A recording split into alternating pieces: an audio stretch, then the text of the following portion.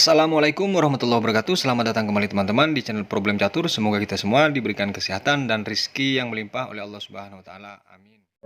Di part yang kedua nih teman-teman, dari permainan catur Grandmaster dunia dengan pembukaan Gambit Raja. Namun apa yang terjadi ketika kedua pemain tersebut sama-sama ahli di pembukaan Gambit Raja? Partai pertama ini dimainkan oleh Paul Morphy putih dan Josh Medley hitam di casual game pada tahun 1858. Dimulai dari E4, E5, F4 dan di sini langsung diterima. Pion kali pion, kuda F3, G5, H4, G4. Dibalas dengan kuda E5 oleh Paul Morphy dan kuda F6. Sekaligus menjaga pion maksudnya. Gajah C4 dan di sini D5. Pion kali pion. Jika di sini dari hitam membalas dengan kuda kali pion, maka datang menteri E2, gajah G6, kuda C3, dan ketika dipukul di sini akan datang pion kali kuda teman-teman. Sementara di langkah ini kalau dia memukul gajah, maka menteri langsung mengambil gajah sekaligus ancaman cek di F7. Menteri F6 misalnya. Gajah di sini kali pion. Tentu di sini dibiarkan langkah tersebut. Dan kalau di sini dibalik di pin, rokade dia. Menjadi brutal serangan dari putih teman-teman. Menteri ke-6 misalnya. Menteri cek. Dan ketika di sini ditutup, maka pion diambil sekaligus benteng yang di A8 akan diambil oleh putih. Kembali ke posisi di langkah pion di sini kali pion, langkah partai di sini. Hitam menjawab gajah D6. D4, kuda H5, kuda C3 dibalas dengan gajah F5. Kuda Ke2. Persiapan mengancam pion, menteri F6 dan dilanjutkan kuda memukul pion sekaligus memaksa pertukaran dengan kuda. Kuda G3. Langkah teknik yang cukup tinggi dari Paul Morphy di posisi ini teman-teman. Dia memberikan kudanya ke H5. Dan ini merupakan langkah paksa. Karena ancaman kuda ke benteng H1 malah diadu paksa dengan mengancam menteri. Diterima oleh hitam. Datang gajah ke G5 sekaligus mengancam menteri. Gajah cek C3, menteri ke D6. Dibalas dengan rokade oleh putih. Dilanjutkan dengan langkah kuda G7 dan benteng di sini langsung memukul gajah. Dipukul oleh kuda, menteri kali pion. Kuda ke-7. Gajah yang di posisi B4 punya hitam nih teman-teman. Tetap dibiarkan oleh Paul Morphy dia dengan menggeser benteng ke E1. H5 dengan mengancam menteri F3. Benteng ke H7. Dan di sini gajah cek ke B5. C6, langkah yang tidak dibaca oleh hitam dengan sekelumit komplek kombinasi yang ditawarkan di dalam partai ini teman-teman. Susah untuk dihitung tentunya. Di sini langsung pion kali pion. Pion kali pion, kuda kali pion, dan kuda kali kuda. Satu langkah dari ini langsung menyerah dari hitam. Kenapa dia menyerah? Datang gajah cek memukul kuda, dan di sini hitam langsung menyerah. Karena dia harus kehilangan benteng. Sekaligus gajah gelap hitam harus hilang yang di B4 teman-teman. Kemanapun bergeser raja, benteng akan jatuh. Kalau dia memukul, maka tetap akan kehilangan menteri karena kuda terpin oleh benteng teman-teman. Kita lanjut ke partai berikutnya. Di partai yang kedua nih teman-teman, putih dipegang oleh Joseph Nescheng dan hitam dipegang oleh Ernest Fragber di Vienna pada tahun 1853. Dimulai dari E4, E5, F4, dan di sini diterima oleh hitam. Kuda F3, G5, H4, G4, kuda ke-5. Tentu hampir sama variannya yang dimainkan oleh polmorfi tadi. Kuda F6 dan kuda C3. D6 dibalas hitam. Di sini kuda C4. Dia menyimpang dari varian polmorfi. Seharusnya diberikan kepada pion F7 kuda tersebut, teman-teman. Gajah ke E7 dibalas dengan D4. Kuda H5 dilanjutkan gajah ke E2. Mengancam 2 kali pion yang di G4. Gajah di sini langsung cek. Dibalas dengan raja D2, menteri G5. Raja D3 dibalas dengan kuda C6. A3, gajah ke F2. Kuda D5 di sini persiapan untuk cek dan menggarpu benteng yang di A8.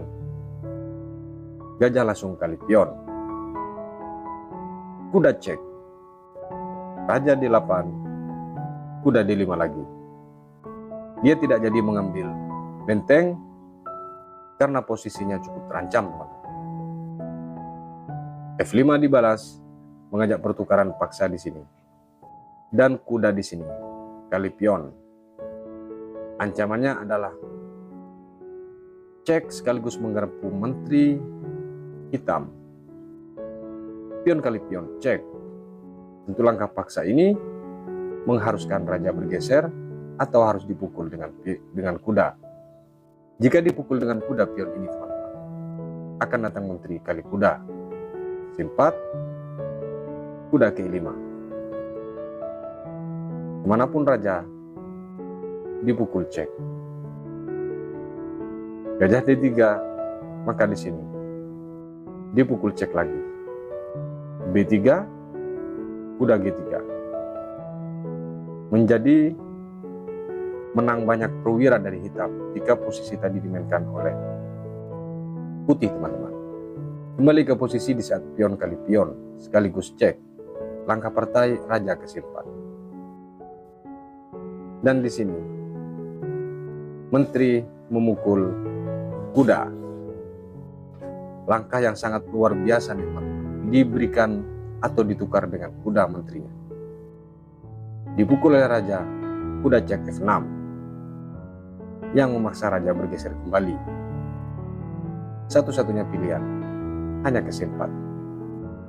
Datang gajah cek, raja ke B5. A6 cek, raja ke A4. B5 cek, belum menyerah di sini putih. Dipukul dengan kuda. Pion kali pion sekaligus mengancam, cek. Dan di sini raja kali pion, benteng A5 cek. Diberikan begitu saja, kuda. Dipukul, datang lagi gajah cek. Masih belum menyerah, dia masih bergeser D6 dan kuda E8. Langsung checkmate, teman-teman. Fantastis, matinya betul-betul di tengah medan tempur dari Raja Putih ini, teman-teman. Kita lanjut ke partai berikutnya. Dan di partai yang ketiga nih, teman-teman, dimenangkan oleh putih dari pembukaan gambit raja. Putih dipegang oleh Adolf Anderssen dan hitam dipegang oleh Lionel Adalbert di London pada tahun 1851. Dan di sepanjang sejarah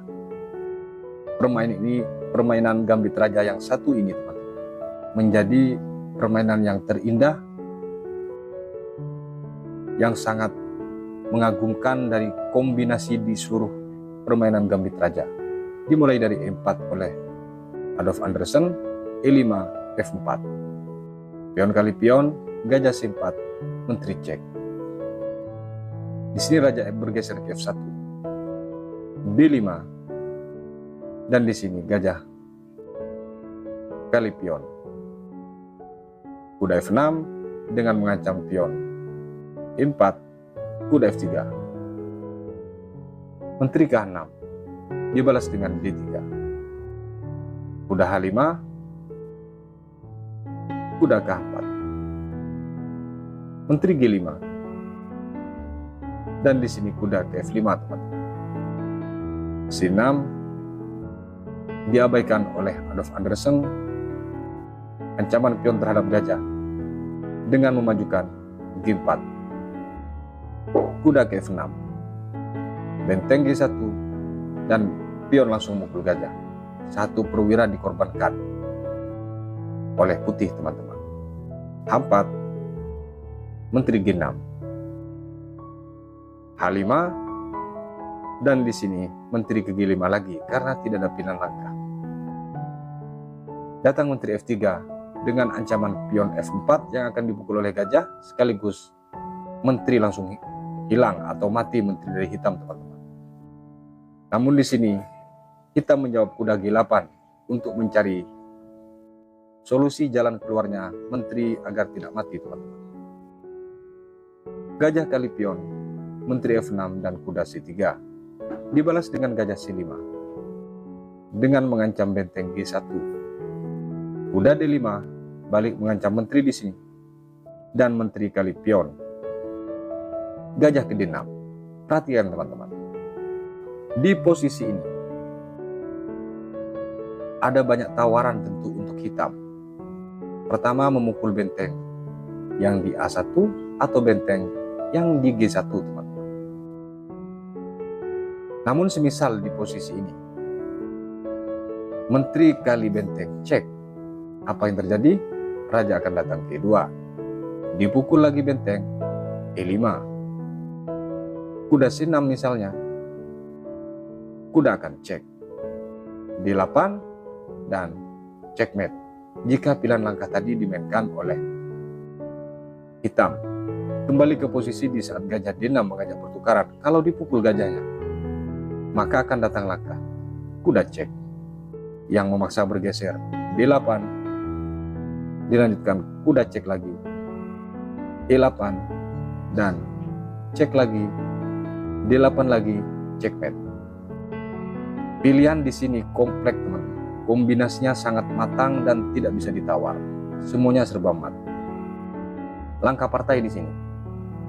Dari hitam menjawab dengan gajah kali benteng G1. Dia masih belum terasa ada pukulan mat dari posisi langkah ini, teman-teman. E5 dibalas menutup diagonal Menteri agar tidak bisa melindungi pion yang di G7. Menteri kali benteng cek E2. Kuda K6 menjaga petak C7. Dan di sini dipukul cek yang memaksa raja harus bergeser ke D8. Menteri F6 cek diberikan ke kuda, teman-teman. Dan langkah ini merupakan langkah paksa. Setelah dipukul, langsung dibayar tunai checkmate, teman-teman, oleh Adolf Anderssen. Makanya menjadi partai terindah sepanjang sejarah dari permainan gambit raja, teman-teman. Kita lanjut ke partai berikutnya. Di partai yang keempat, teman-teman, dari permainan gambit raja yang keduanya sama-sama ahli di gambit raja, dimenangkan oleh hitam sekarang.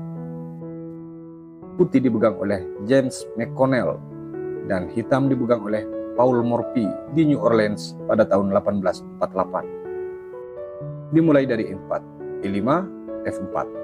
Diterima oleh Morphy. Kuda F3 dibalas dengan G5. Gajah C4. Gajah G7 dan D3. Kali ini dengan varian yang berbeda dimainkan oleh Paul Morphy. H6 dibalas dan di sini rokade dari putih.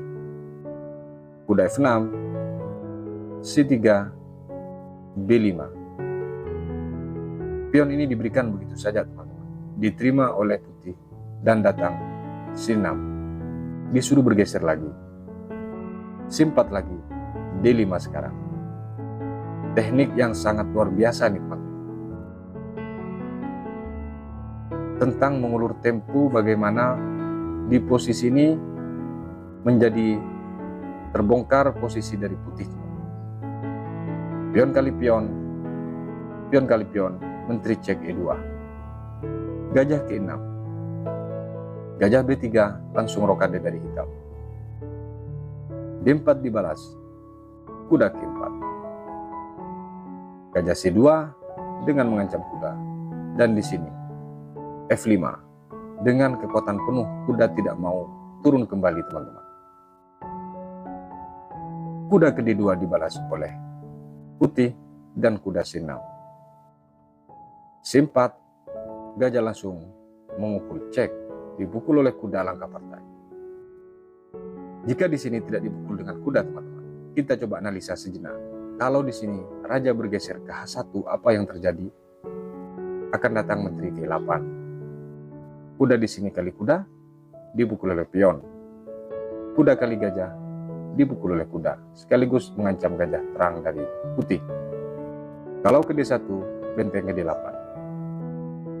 Gajah keempat misalnya dengan mengancam menteri.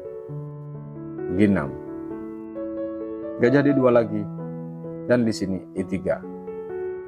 Tentu menjadi kekuatan super tangguh dari dorongan pion mendesak semua perwira dari putih nantinya, teman-teman.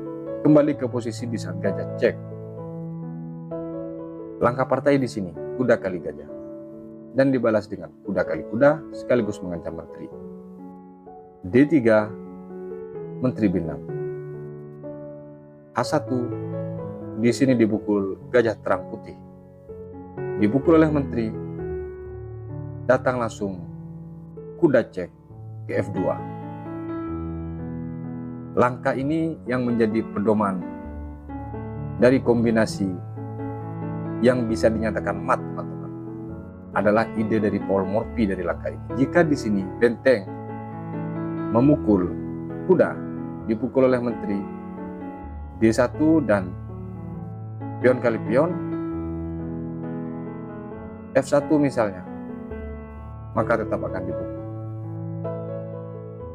Di permainan akhir mutlak karena kalah kualitas, sekaligus para perwira dari putih masih di bawah, teman-teman.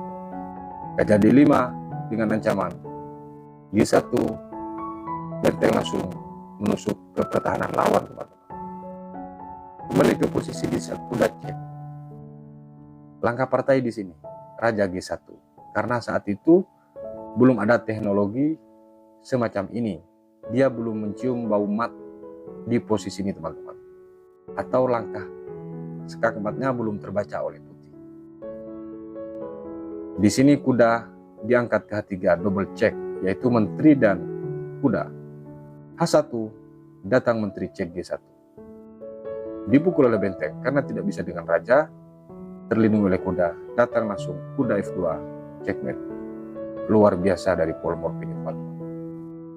Kita lanjut ke partai berikutnya. Dan di partai yang terakhir, teman-teman, dari permainan gambit raja yang dimainkan oleh para ahli di gambit raja, putih dipegang oleh Howard Staunton dan hitam dipegang oleh Johann Jakob. Dimulai dari E4, E5, F4, diterima kuda F3 dan G5. Gajah C4, gajah G7, persiapan untuk rokade.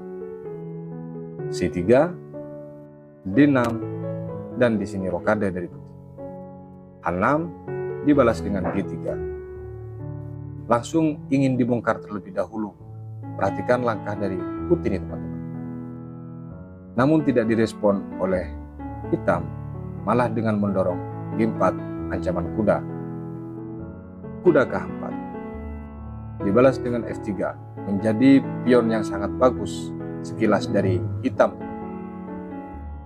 D4 dan di sini C6. Menteri B3, ancaman F7 langsung. Menteri G7. Kuda K3. A5, gajah K4. Dibalas dengan B5. Dan di sini, teman-teman, dikorbankan kuda oleh putih dengan memukul pion. Diterima menteri cek. Jika di sini ditutup dengan menteri, teman-teman, maka akan datang langkah cek yang memaksa ketika dipukul D5. Dan setelah kemanapun raja mendapatkan benteng di sini dari putih, kalaupun kuda ke C6 menutup jalur, kuda F5 untuk membuka jalur teman-teman. Kalau dia menghindar ke F8, maka di sini datang gajah kali gajah. Setelah dipukul, cek, dipukul, dapat lagi gajah terang hitam yang di C8 teman-teman. Kembali ke posisi di saat menteri cek. Kalau di posisi ini gajah yang menutup, akan datang di sini ancaman benteng. Dan kalau gajah di sini C6 untuk mengancam, maka datang langkah C8 cek. Pertanyaannya, kalau ditutup dengan menteri, maka di sini akan dibuang cek teman-teman. E7, menteri di sini cek G6. Masih bisa ke F8 dan di sini akan datang langkah kuda checkmate. Kemungkinan di langkah ini sangat kompleks teman-teman. Kalau misalnya ditutup dengan kuda, bagaimana di posisi ini? Arahnya juga ke checkmate ternyata. Kuda F5 dengan mengancam menteri dan gajah. Menteri F6 untuk melindungi gajah. Kuda di sini cek, yang tidak mungkin dipukul oleh hitam. Dan setelah raja bergeser, kuda memukul gajah. C8 datang benteng di sini, menteri kali kuda, dengan langsung mengancam benteng. Ketika benteng di sini tertarik dengan gajah, maka datang gajah cek yang memaksa ditutup. Kalau ditutup dengan menteri, selamat tinggal menteri. Tapi kalau ditutup dengan kuda, maka di sini langkah checkmate teman-teman. Kembali ke posisi di saat menteri di sini cek. Langkah partai raja bergeser ke D8. Gajah ke D5 dengan mengancam benteng. A7 dengan menjaga benteng di sini. Dipukul. Dipukul oleh menteri. B6 cek yang tidak bisa ditutup. E8, menteri kali pion, kuda C6. Dibalas dengan kuda F5. Gajah F8 langsung mengancam menteri. D5. Kuda F6 lagi-lagi diancam menteri dari putih ini teman-teman. Kuda cek ke D6 yang memaksa untuk dipukul. Dipukul oleh gajah. Datang menteri kali gajah. Dan kuda di sini kali pion sekaligus mengancam menteri. Namun dia lupa bahwa ada pergeseran benteng yang sekaligus mengepin kuda teman-teman. Benteng A langsung bergeser mengepin kuda ke E1. F5 dibalas dengan menteri cek G6. Raja ke F8 dibalas dengan gajah cek. Yang memang lagi-lagi minta dipukul dengan kuda teman. Diterima tawaran itu oleh hitam. Datang cek menteri. G7, D5. Setelah kuda ini terancam, bergeser ke D8. Datang langkah benteng cek. F7 dibalas dengan menteri cek. G6 dan di sini benteng langsung memukul kuda. Dilayani. Setelah dipukul, menteri kali benteng. Di posisi ini dari hitam menyerah teman. Kenapa menyerah? Pertama, dia kalah pion dan kedua kalah kualitas. Kalaupun dipaksa untuk dilanjutkan, langkah terbaik di posisi ini dari hitam adalah menteri ke B7. Maka datang cek H7, yang mana tinggal diadu paksa. Namun kalau memang mau menggerogoti langkah demi langkah, setelah raja bergeser, ambil pion E7, cek lagi F7, H7, F6, maka sekarang wajib dipukul. Setelah kemenangan untuk putih teman-teman. Ya itulah teman-teman partai permainan Grandmaster ketika memainkan Gambit Raja dan kedua pemain tersebut sama-sama ahli. Semoga bermanfaat untuk semua insan catur. Sampai berjumpa di video berikutnya. Wassalamualaikum warahmatullahi wabarakatuh.